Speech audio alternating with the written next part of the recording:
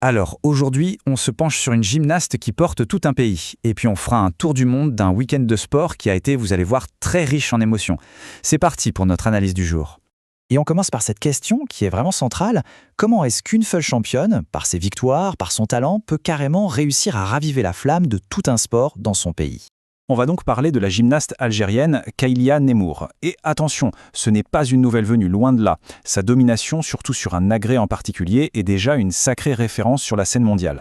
Ce qui est fort avec elle, c'est qu'elle ne se contente pas de gagner, elle innove. Elle a créé 2 figures qui portent maintenant son nom, le Nemour 1 et le Nemour 2. Et ça, c'est vraiment la marque des plus grands. C'est pour ça qu'aujourd'hui, c'est la reine incontestée des barres asymétriques. Et c'est là que toute son histoire prend une autre dimension. D'un côté, il y a sa maîtrise quasi parfaite sur les barres, et de l'autre, son grand défi, la poutre. C'est la Grèce où elle travaille d'arrache-pied pour atteindre ce même niveau d'excellence. Justement, en parlant de ce défi, on va s'intéresser à la compétition qui a eu lieu à Bakou très récemment, et là-bas tous les regards n'étaient pas forcément tournés vers sa spécialité, mais bien vers sa performance à la poutre. 13 800. Bon, un chiffre comme ça ne parle pas forcément à tout le monde, mais ce qu'il faut retenir, c'est que c'est un score excellent, qui lui a permis de monter sur la 2e marche du podium. C'est une confirmation éclatante de ses progrès sur cet agrès si exigeant. Et pour bien comprendre la difficulté, il faut écouter ce que dit son entraîneuse, Nadia Massi. Elle l'explique parfaitement. Ce n'est pas qu'une épreuve physique, c'est avant tout une bataille contre soi-même, contre le stress. La moindre hésitation, le moindre appui imprécis et tout peut s'effondrer. Et c'est là que sa performance est remarquable. Même avec une toute nouvelle routine, donc pas encore parfaitement rodée, et avec quelques petits déséquilibres, eh bien non seulement elle décroche la médaille d'argent, mais en plus elle garde sa place de numéro 1 au classement mondial de la Coupe du Monde sur cet agrès. C'est tout simplement la marque d'une immense championne. Mais l'histoire de Kaylia Nemour, en fait, elle va bien au-delà de ses propres exploits. Son succès a une résonance bien plus profonde pour toute l'Algérie. Il faut bien se rendre compte que son palmarès est historique. On parle de la toute première championne africaine, de la première championne du monde arabe.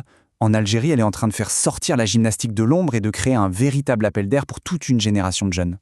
Et cette chronologie, elle montre bien l'importance de son parcours. Après des décennies difficiles pour la gymnastique algérienne, avec la perte d'infrastructures importantes, son succès personnel est en train de catalyser une véritable renaissance. Elle remet son sport au cœur de l'actualité. Allez, après cette histoire vraiment inspirante, on change de rythme, on passe à notre tour d'horizon de l'actualité et on commence par le football national. En Ligue 1, il y a 2 résultats à retenir ce week-end. La victoire d'Agbou, qui confirme sa belle remontée au classement et qui se positionne comme un concurrent très sérieux. Et puis le match nul de l'USM Alger, qui illustre une frustration qui commence à être récurrente face au but, comme l'a bien souligné son coach. Un petit mot sur la Ligue 2, où le CA Batnas semble très bien parti pour retrouver l'élite. Avec 4 points d'avance à ce stade de la saison, l'équipe a pris une option sérieuse sur la montée. Bon, on élargit un peu notre champ de vision maintenant pour un tour du monde rapide des grands titres du sport international du week-end. En athlétisme, il y a une performance absolument historique à retenir. L'Ougandais Jacob Kiplimo a tout simplement pulvérisé le record du monde du semi-marathon. C'est l'un de ses exploits qui marque vraiment l'histoire d'une discipline.